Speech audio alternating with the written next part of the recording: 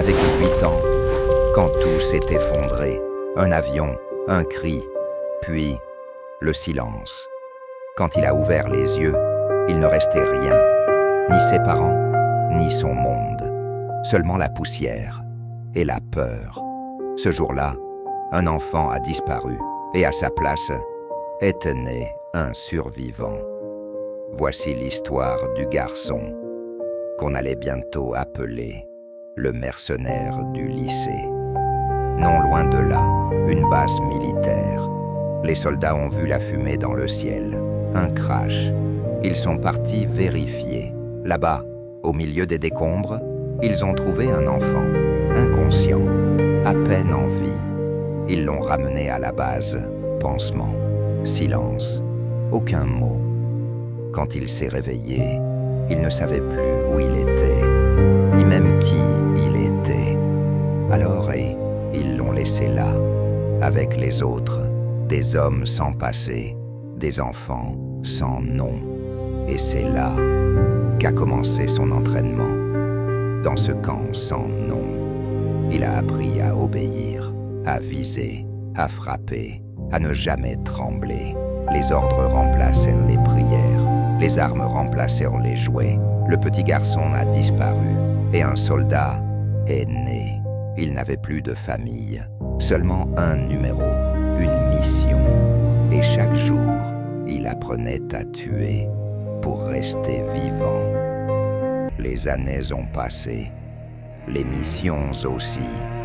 La peur a disparu, la compassion aussi. À force de voir mourir les autres, il n'avait plus peur de mourir lui-même. Il n'avait plus d'âge, plus de rêve, seulement une habitude, survivre. Une mission, une de plus. L'objectif, extraire un commandant et son équipe. Rien d'inhabituel, jusqu'à ce qu'il le voie. L'homme qu'il devait sauver était coréen. Et quand leurs regards se sont croisés, quelque chose a changé. Ce commandant voyait un jeune homme, bien trop jeune pour avoir vu autant de guerres. Il s'est demandé comment un enfant de Corée pouvait-il vivre ainsi. Après la mission, par reconnaissance, l'homme a voulu comprendre.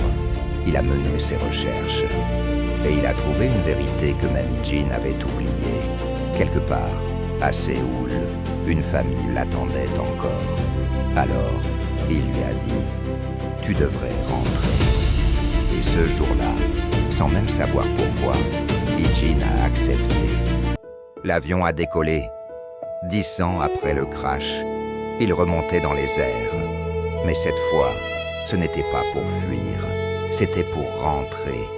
Séoul, les lumières, le bruit des voitures, les gens qui rayonnent sans craindre la mort. C'était un autre monde, un monde qu'il avait presque oublié. Et pourtant, au fond de lui, il voulait y croire qu'il pouvait vivre autrement. Mais la paix ne dure jamais très longtemps. Il voulait juste protéger les siens, rien de plus. Mais parfois, protéger, c'est aussi se battre.